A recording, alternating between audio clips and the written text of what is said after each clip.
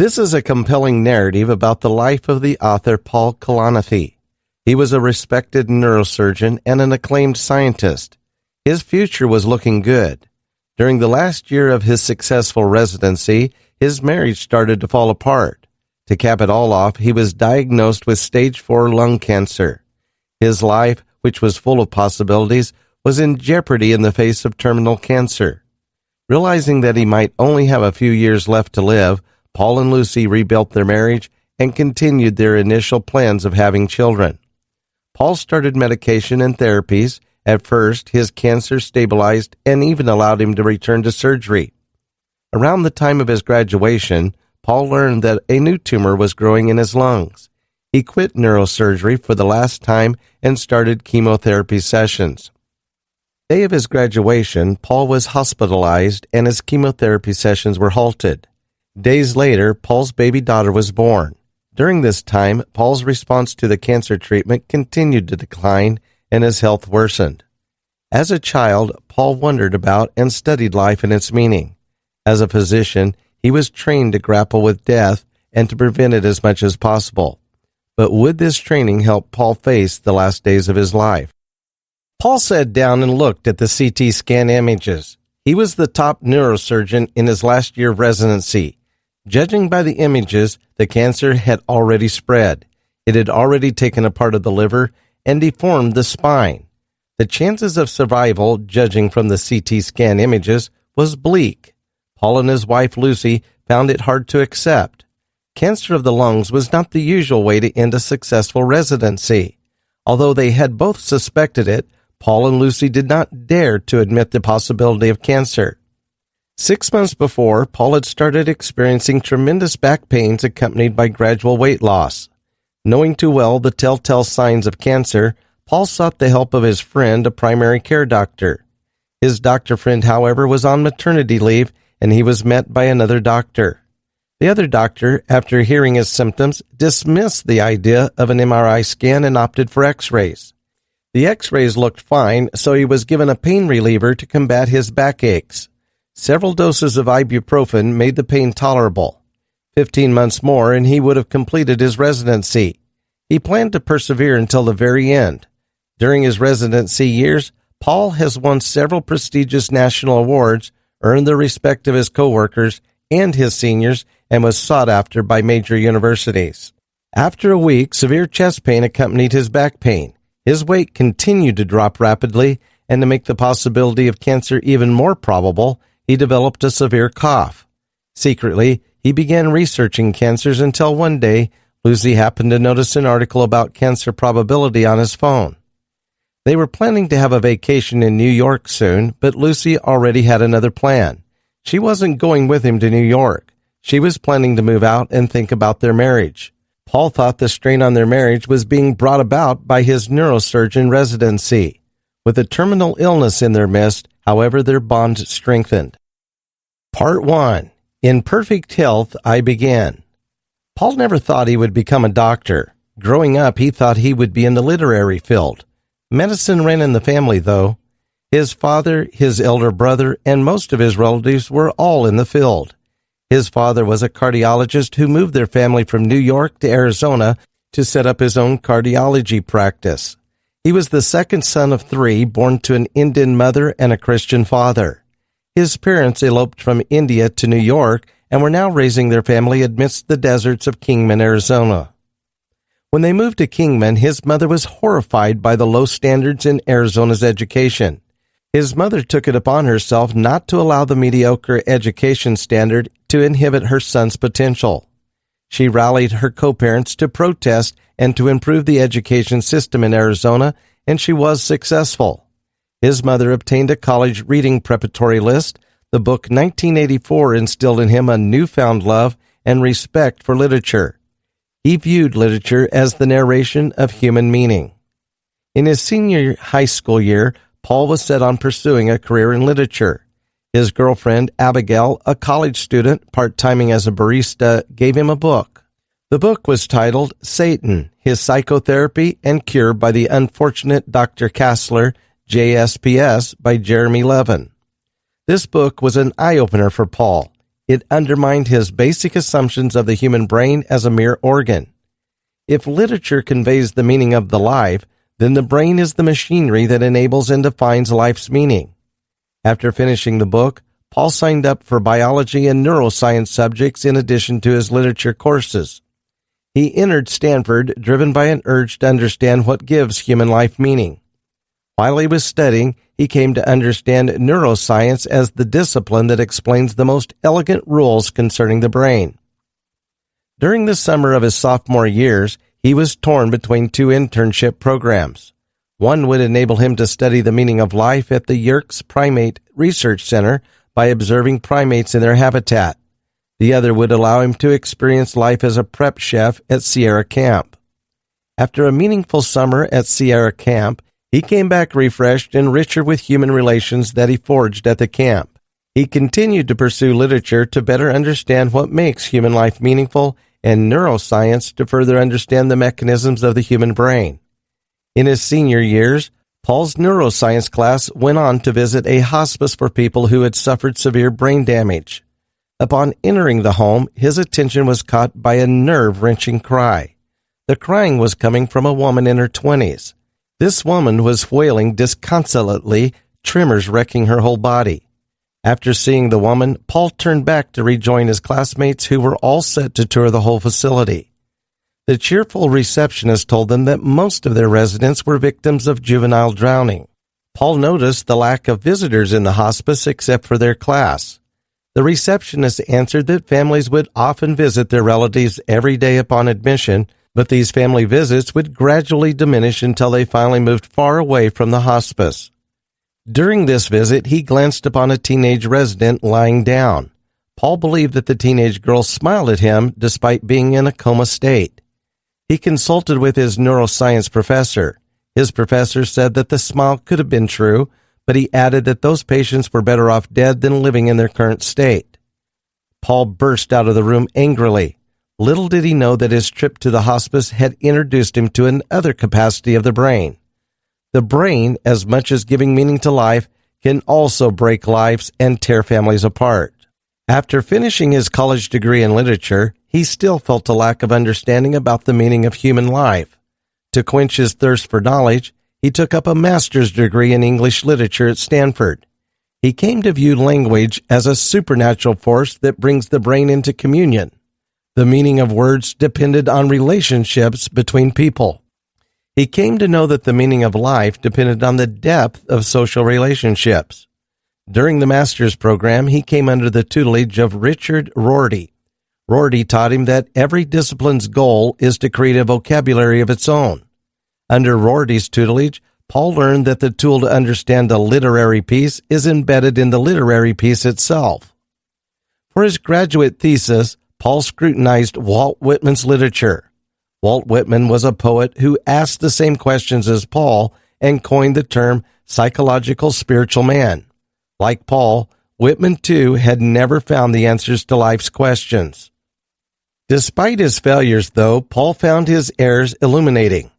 His thesis about the medicalization of personality was greatly received yet viewed strangely. Psychiatry and neuroscience served as the basis for his literary criticisms, and this was viewed as unorthodox. His thesis, just like him, did not fit in with the English department. Paul realized that literature and science do not blend well. As his friends were going to New York to pursue their careers, Paul was still haunted by his original question. Despite years of studying language and literature, he still couldn't answer where philosophy, biology, morality, and literature meet. One autumn afternoon, while pondering this question, Paul heard Augustine tell him to set aside the books and practice medicine. At that moment, Paul realized the importance of medicine in understanding the meaning of life. As Whitman once said in one of his literary works, only a physician could truly understand the physiological spiritual man.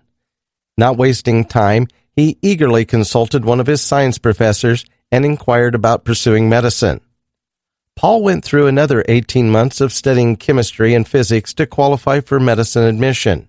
Wanting to finish his pre-med immediately, Paul decided not to work and to devote his time and attention to study. This decision deprived him of his Palo Alto room. To have a place to stay, Paul decided to squat in an empty but open dormitory. Days later, he was found out by the dormitory's caretaker, who happened to be a friend. His friend gave him the keys and a warning to keep out of the way of the high school girls' cheering squad. Whenever the cheering squad came by, Paul would take out his tent, some books and granola bars, and camp on Lake Tahoe. Finishing his pre-med course, Paul had a free year before properly entering med school. His professors advised him to take a degree in the history and philosophy of science and medicine. Heeding his professor's suggestion, Paul enrolled and was accepted in the HPS program at Cambridge. Paul spent a year in the classrooms in the English countryside. This experience further strengthened his belief that direct experience is paramount to acquire a weighty basis for a moral opinion. To fully understand the meaning of life and death, one must experience it. Any moral speculation is inferior when compared to moral action. After finishing his year in the countryside, Paul went to Yale for med school. In med school, Paul came face to face with his first cadaver. Paul was struck by the normalcy and formality of his first cadaver dissection, noticing everything from his bow-tied professors to the stainless table and his scalpel. However, normal and professional, Paul's first cut was unforgettable. Cadaver dissection has always been an important rite of passage for every aspiring physician. It is an act so important to studying medicine, yet so unnerving as it seemingly violates the inviolable. He won't forget how sharp his scalpel was. Paul found it hypnotizing how the scalpel merely unzips instead of cutting the skin to reveal the flesh inside. Paul wondered how informed cadaver donors were of how their body would be treated at med school. Would people consent to have their mother's, sons, or their own bodies violated and dissected? Paul noticed how the more informed the doctors and the nurses never even thought of donating their dead bodies for science. Cadaver donors never envisioned their bodies to be desecrated by aspiring physicians. In the anatomy lab, doctors and medical students objectified the dead. They reduced the personality and the humanness of the donor to the most basic level of tissue, organs, and muscle. One professor advised Paul and his classmates to take a long look at their cadaver's face and then to cover it while working, but this could not hide the humanness of the cadavers. When Paul opened the stomach of his cadaver, he found 2 undigested pain relief pills. Paul deduced that his cadaver might have died alone and in pain. One day, the son of his cadaver came to lab asking for the body of his mother. The son said that he was aware that his mother consented to be donated to science, but he, as the son, could not live with the idea of his mother being disrespected like that. Paul allowed the return of his cadaver's body. Carving dead bodies may seem enormous at first, but as the days go by, the deed seems normal. Medical school deepened Paul's understanding of the relationship between life and death. Doctors, Paul realized, were the first people we encountered during our birth and the last when we die. They saw us at our most vulnerable and most intimate moments. His girlfriend Lucy cried over a practice EKG when she correctly guessed a fatal arrhythmia. The EKG was not just a scribble of lines. It can bring people to tears as it foretells death. The source of Lucy's practice EKG did not survive. At Yale's medical school, Paul came to read Shep Newland's book entitled How We Die. The book highlights that one's understanding of death comes from experience. Shep wrote about how poking the skin of his dying grandmother introduced him to the stages of death. Paul's first death experience happened in his 3rd year of med school. The first 2 years of med school were solely dedicated to classroom lessons and discussions. The next 2 years would train and introduce them to the real world of physicians, diseases, and patients. Paul's first rotation was in the graveyard shift of the labor and delivery ward. Upon reaching the staff lounge, Paul introduced himself to Melissa, the chief resident present. Melissa briefed him about OBGYN duties and his main responsibilities. In here, Paul met the patient, Garcia. Garcia was in the hospital for premature labor for 23 weeks and 6 days. She was 22 years old and on her 2nd pregnancy. Elena Garcia was expecting twins, but received no prenatal care and had no health insurance. Melissa said that their goal was to keep the pregnancy going as long as possible to allow the babies to further develop. While studying the docometry lines, the nurse who was teaching Paul noticed something strange and immediately rushed into Garcia's room. The nurse rushed back out again and paged Melissa. When Melissa looked at Garcia, disaster ensued. Through the chaos, Paul gleaned that the twins were in distress and the only way to save them was through an emergency cesarean section. Melissa and the attending doctor started the operation. Paul watched as Melissa opened the protruding belly of Garcia. He saw the body opened up to him layer by layer until they reached the melon-like uterus. When the uterus was cut, Paul saw one of the twins' head go up and then submerged back in the blood. The attending doctor reached out and pulled one baby and then the other. Garcia's twins were little. With veins still visible beneath the skin, the babies looked more like birds than human, birds that hatched too early and were not allowed to fully develop. The twins were immediately given to neonatal intensivists and rushed to the NICU. Melissa allowed Paul to place the last 2 stitches into Garcia's belly, but upon seeing the uneven stitches made by Paul, Melissa cut them and redid them. The next day, Paul met another patient. This patient was an ordinary pregnant woman. The new patient had experienced no problems with her pregnancy and labor. The patient gave birth to a healthy baby girl. Paul couldn't help but compare the twins born yesterday with the newborn baby girl. The newborn was much healthier than Garcia's twins at the NICU. Wondering what happened to the twins, Paul decided to talk to Melissa. Melissa informed him that sometime after birth, the first baby died, while the second one died just after they were delivering the new patient's baby. Paul asked Melissa if the C-section was necessary. Melissa answered that it was a judgment call, and if left alone, the twins could have died inside Garcia's belly. Paul wondered if he would be prepared to make judgment calls, the decisions that would ultimately decide the fate of a patient. To make such calls, Paul realized that he would need not only knowledge, but also wisdom and morality. After his rotation at the labor and delivery ward, Paul's next assignment was in the oncology ward. Paul was paired with his classmate Mary during his rotations. Mary was chosen to assist in a Whipple surgery. Whipple surgery is a complex operation and is considered the ultimate test of a surgeon's skill and technique. To witness a Whipple operation is a great experience as only the chief residents are allowed to fully assist. The operation involves the rearrangement of the abdominal muscles to prevent the spread of pancreatic cancer. Mary, tired by the idea of assisting with a 9-hour-long grueling operation, silently wished for the presence of METs. Every Whipple operation starts with an initial probe to look for METs. The presence of metastasis invalidates any relief the operation has to offer and immediately cancels the operation. Minutes after the initial probe, Mary left the emergency room crying, and finding Paul told him everything. The initial relief Mary felt from the cancellation of the operation turned to shame as she realized the immorality of her thoughts. In his 4th year of med school, Paul's classmates chose specialties. Radiology and dermatology were preferred because of their higher pay, more humane work hours, and lesser pressure. This, however, struck Paul as hypocritical. His classmates were choosing the easy way and discarding their initial ideas to help and alleviate pain. As for Paul, he chose neurosurgery as his specialty.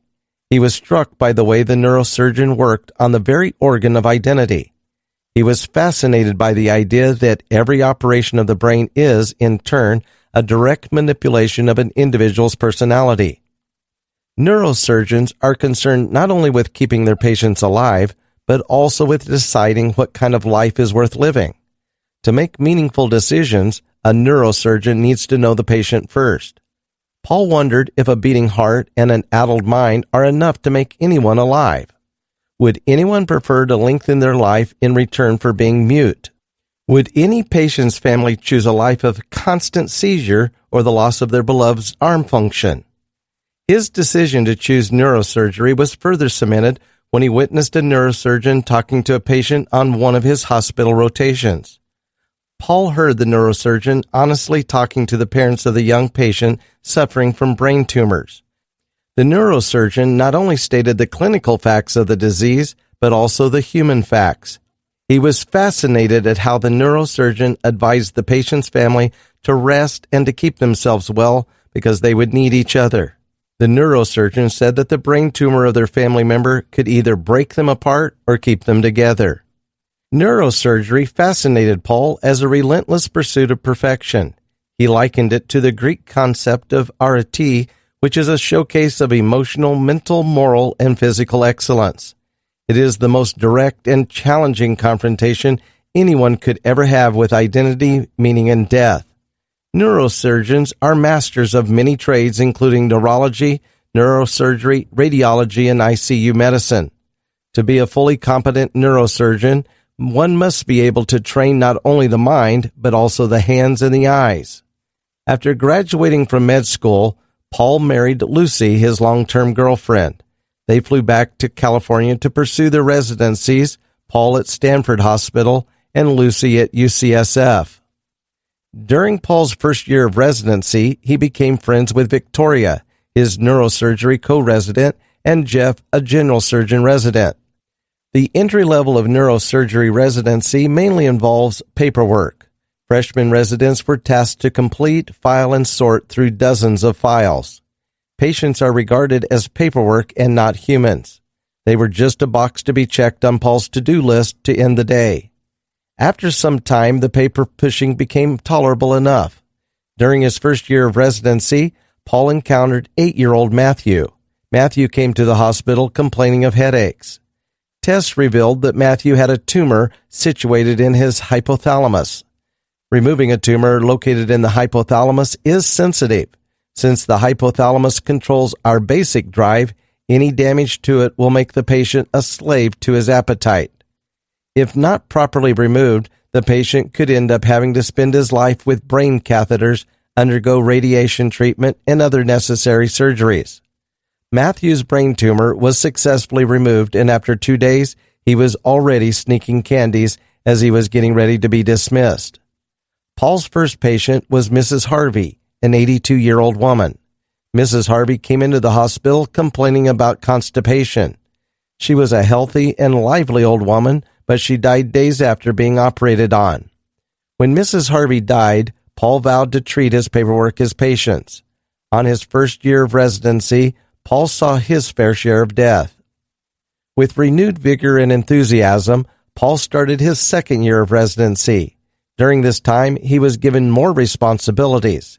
In his second year, Paul was also always the first to arrive in every emergency situation. The first time that he pushed a comatose patient from the ER to the operating room and saved his life was exhilarating for Paul. The schedule started to become grueling for Paul.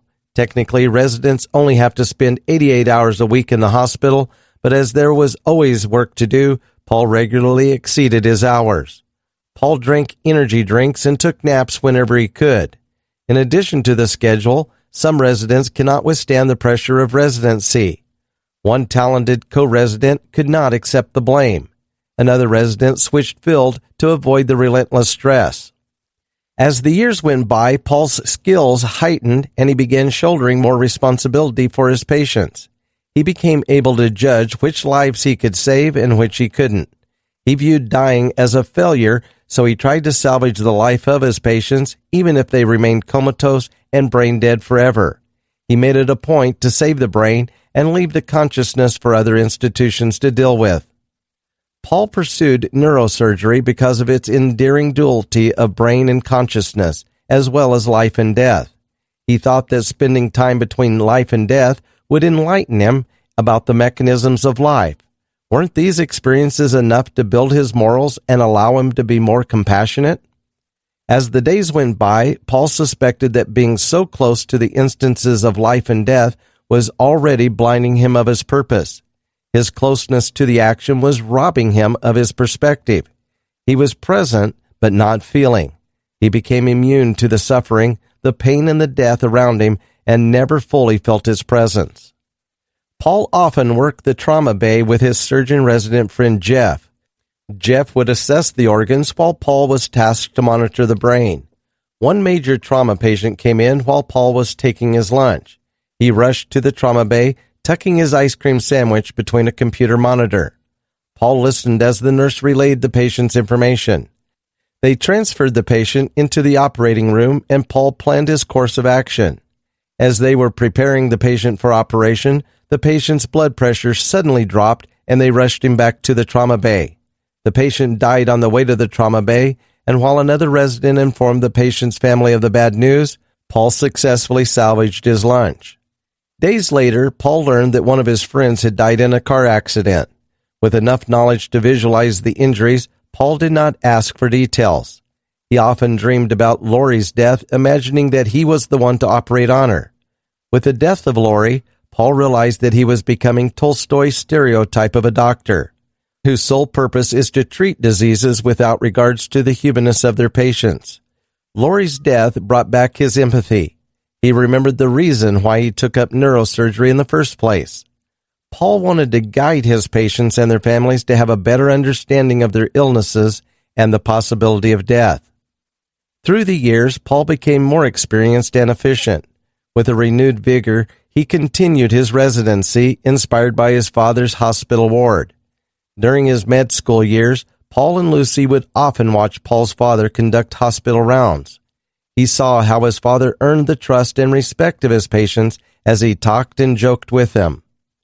His father created human connections through comforting his patients and their families.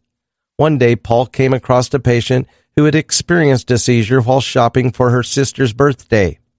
The patient woke up in the hospital feeling confused and dazed. The scan showed that the patient had a benign tumor located on her right frontal lobe. In the unfamiliarity of the hospital, Paul noted that without proper guidance, the patient might not choose surgery. Seeing the hesitant face of the patient, Paul gathered her family and explained to them the patient's current situation, the options they had, and the ensuing effects of each option. With a better idea of her situation, the patient decided to have the tumor removed. Death and diseases are often unconventional, but brain diseases have an extra layer of the mystic in them. Cancer of the brain comes in two forms. Primary cancers are tumors that originated in the brain. Metastases, on the other hand, are tumors that came from other parts of the body. Surgery can lengthen the lives of patients, but can never cure them. Even with successful surgery, a patient usually dies after 2 years. Mrs. Lee was transferred to Stanford from a countryside hospital. She complained about a tingling sensation and lack of control in her left arm. In fear of having a stroke, she rushed into the emergency room of the hospital. After having an MRI, she was transferred to Stanford. Paul read the scans and saw that Mrs. Lee had glioblastoma, a very aggressive brain cancer. With Mrs. Lee's husband beside her, Paul explained the disease to them little by little. Like other surgeons, Paul couldn't exactly predict the survival rate of any patient. After hearing about the prognosis, most patients became speechless. Doctors do not reveal all information to the patient in one meeting. Instead, they guide the patient slowly through the details. One night, while talking with Jeff, Paul relayed the death of one of his patients. The child had been rushed to the ER with a gunshot wound to the head.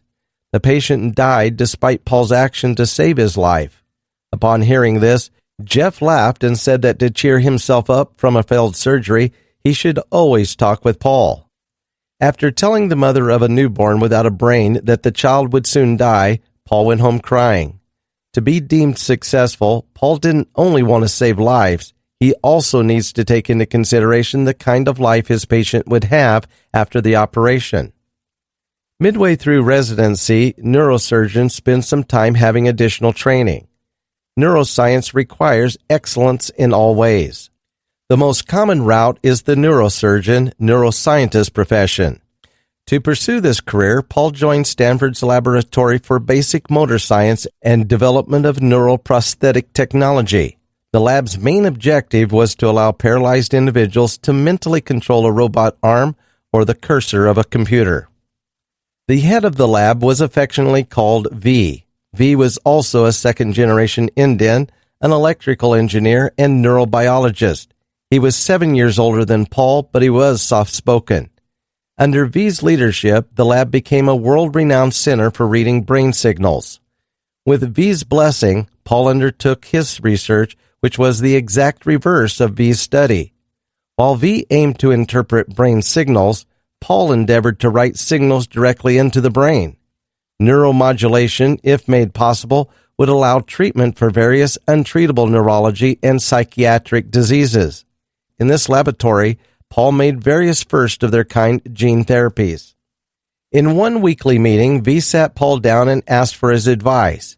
V relayed his sudden weight loss and constant indigestion, which had prompted him to take a CT scan. Although unnecessary at that time, V's CT scan had revealed that he had pancreatic cancer. Paul gave V information about the operation that he would need to have, the best surgeons to operate, and the impact of the disease on his wife and family. In the midst of their conversation, V suddenly asked Paul if his life had any meaning and if he had made the right decisions. Paul was awed by this question. He wondered how a very moral man could have such moral questions. V decided to have surgery as well as chemotherapy and radiation treatments. Although the journey was very trying for V and his family, everything went well, and after a year he was back in the laboratory. On Paul's last weekly meeting with V said that after the operation, every suffering and hardship he had been through was worth it for his children. This made Paul realize how little doctors understand their patients' pain. The usual day of a neurosurgeon starts at 6 a.m. and usually ends after the last case. A neurosurgeon is judged by his technique and speed in the operating room. Paul's seniors would often advise him to master being fast first before mastering the necessary operation techniques. Surgeons often operate in just two ways, the hare and the tortoise. The tortoise strategy requires the surgeon to make deliberate and calculated movements. The surgeon moves in a precise and orderly fashion. The hare strategy requires the surgeon to operate fast without prior planning. Paul's main residency gave him greater opportunities for success and more responsibilities. He realized that technical excellence is necessary to be a moral doctor. When tragedy and triumph are divided by just a few millimeters, good intentions are often not enough. After some time, Matthew came back to the hospital. Matthew was operated on when he was 8 years old to remove a tumor on his hypothalamus. The previous operation, however, had damaged his hypothalamus. At age 12, Matthew could not stop eating and would throw violent fits whenever restricted. His mother's arms were consistently scarred because of Matthew. Eventually, Matthew was institutionalized. In every surgery, the family, with the guidance of the surgeon, decides if the supposed benefits of the operation can outweigh the risks. Paul was also treating a patient suffering from tremors brought on by Parkinson's disease. He inserted an electrode 9 centimeters deep inside the brain to target the subthalamic nucleus. This almond-shaped brain matter plays an essential role in emotion, movement, and cognition.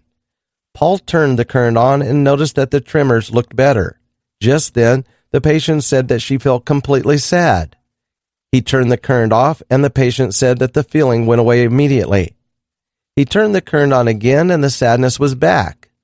Paul decided to pull out the electrode and reinserted it about 2 millimeters to the right. The patient felt no change in her emotions, and after the surgery felt totally fine. One night, while preparing for a late-night suboccipital craniotomy for a brainstem malfunction, Paul was questioned by his attending doctor. The operation is considered one of the most difficult neurosurgery operations. That night, however, Paul felt very confident. In the middle of the operation, the attending doctor asked him what would happen if he made a mistake in that area. Paul hesitantly answered, "Double vision." The attending doctor replied that any damage in that area would result in a locked-in syndrome. The patient would be paralyzed except for their ability to blink. The attending doctor further confessed that he knew the fact from experience. Neurosurgery requires a serious commitment to self-improvement and to another's identity. Certain brain areas are deemed inoperable, like the primary motor cortex. Any damage in that area would result in paralysis. The most inviolable area of the brain is located on the left side, the Wernicke's and the Broca's area.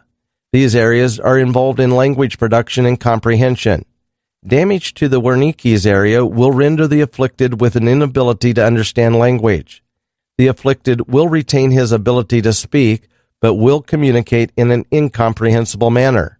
On the other hand, damage to the Broca's area will rob the afflicted of the ability to speak or write any language. The afflicted can still understand language, however. Damage to both areas will make the patient an isolate. A surgeon usually hesitates to operate if it means the destruction of any or both areas. 62-year-old Mr. Michaels suffered from a brain tumor that ultimately damaged his Wernicke's area.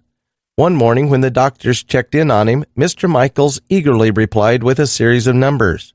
With confusion in his eyes, he recited another series of numbers. Robbed of his ability to express and understand language, Mr. Michaels died months later. A tumor located in the language areas requires a surgeon to be careful. Various precautions in the form of scans and neuropsychological examinations are needed to limit errors. The operation itself requires the patient to be awake and to do a series of verbal and cognitive tasks. This way, surgeons can track changes.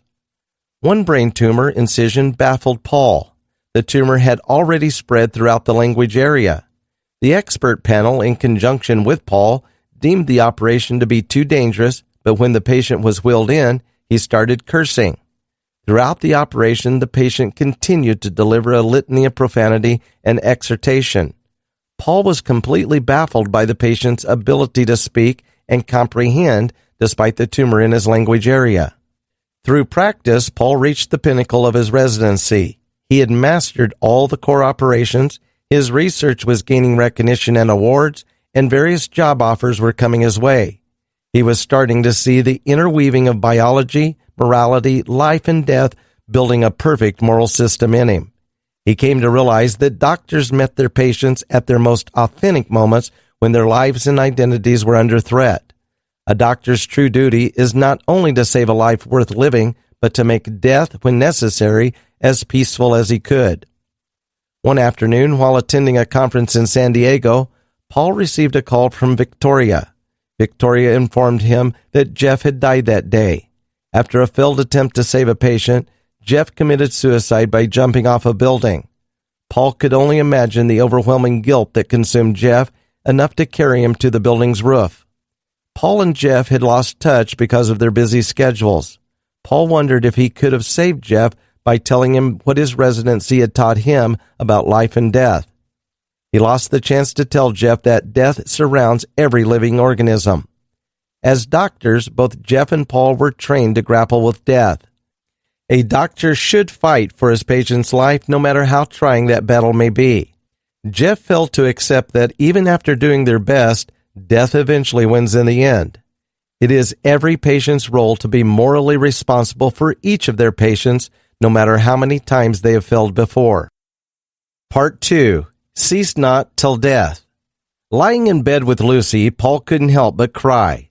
The CT scan images were still on screen, showing the widespread cancer tumor. At that moment, Paul's identity as a physician no longer mattered. After some time, Paul and Lucy started talking about the future. Paul insisted that Lucy remarried in the event of his death. They also discussed the probability of refinancing their mortgage. Family members and friends were called and informed of the terrible news.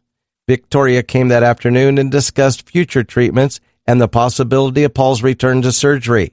But Paul was starting to accept that his life as a physician already ended. His younger brother, Jeevan, came by his bedside and assured him that he had led an accomplished life.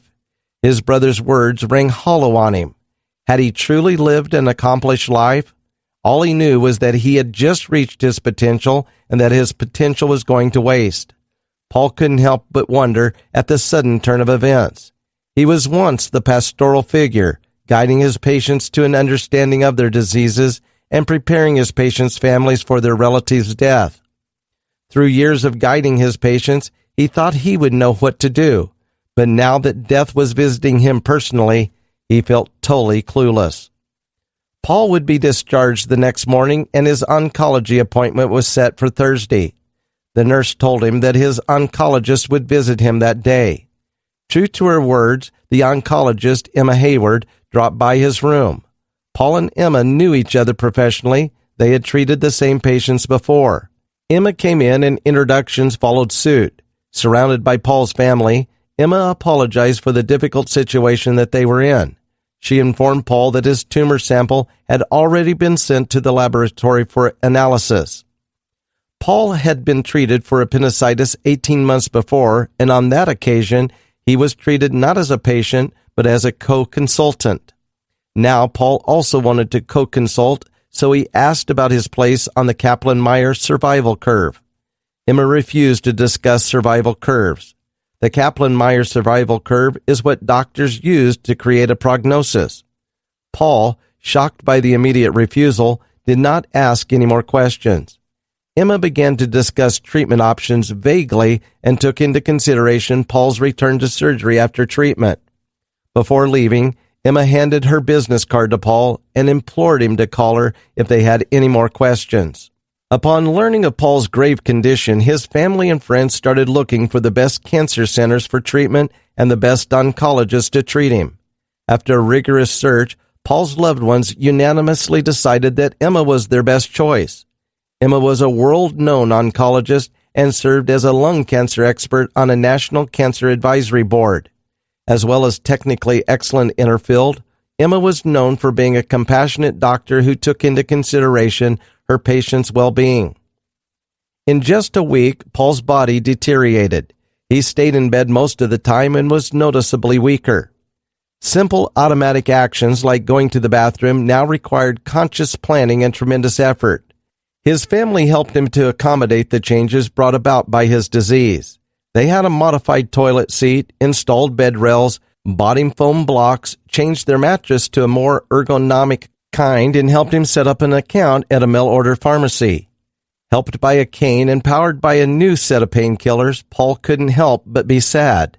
Just weeks ago, he would spend up to 36 hours in the operating room, and he still couldn't believe what had happened to him.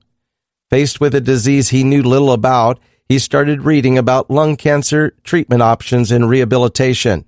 However, because of his personal involvement in the matter, his research led him nowhere. He still couldn't find his place on the Kaplan-Meier survival curve. While waiting for his first official oncology appointment, Paul passed time by looking at old pictures of Lucy and himself.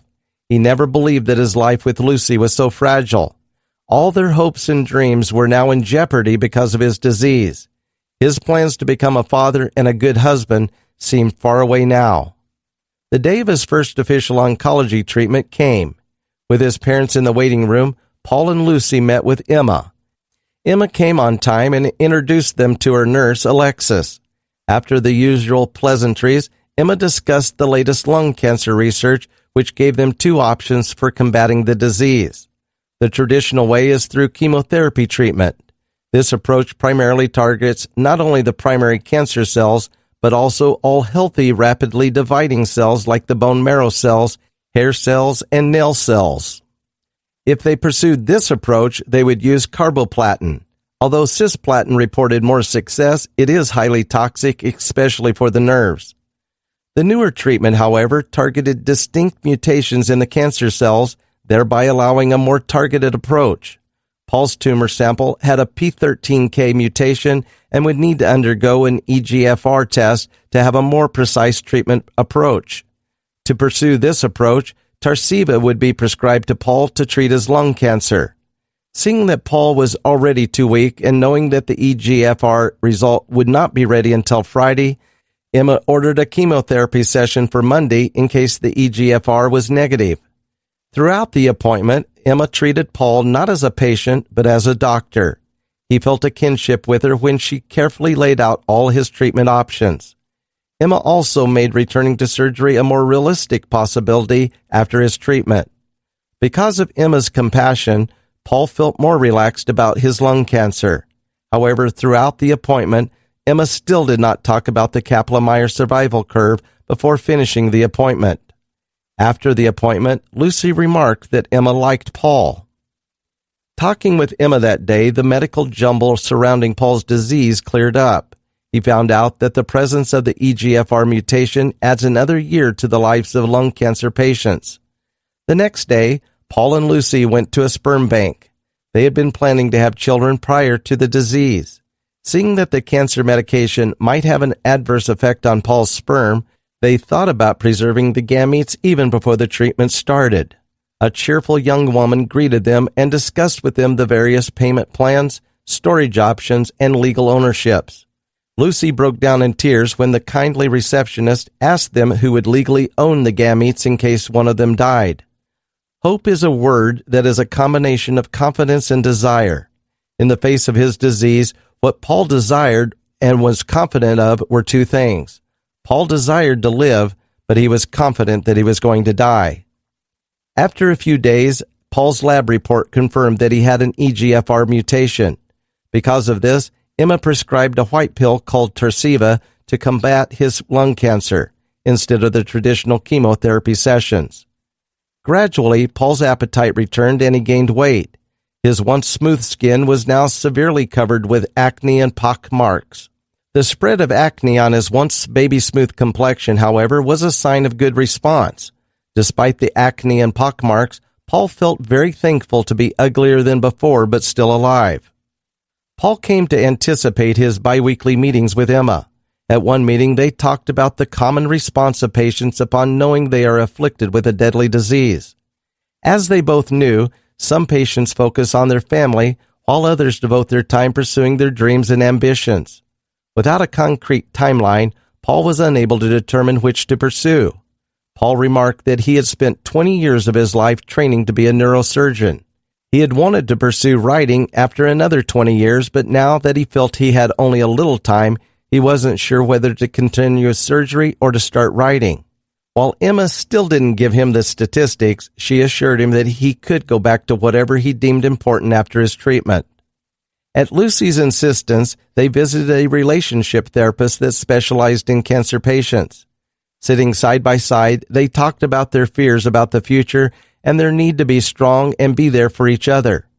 After the session, the therapist remarked that both of them seemed to be coping well and thus offered them no advice. Paul felt proud that he still had something that he excelled at.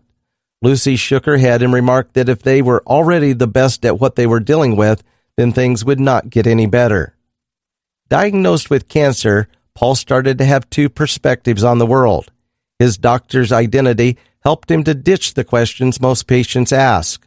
With the advancement of technology, lung cancer is no longer an untreatable disease.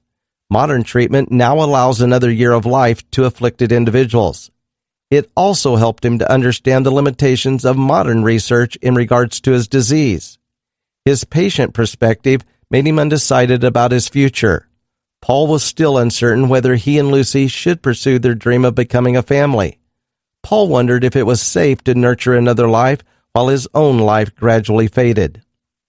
Paul spent his days in physical therapy.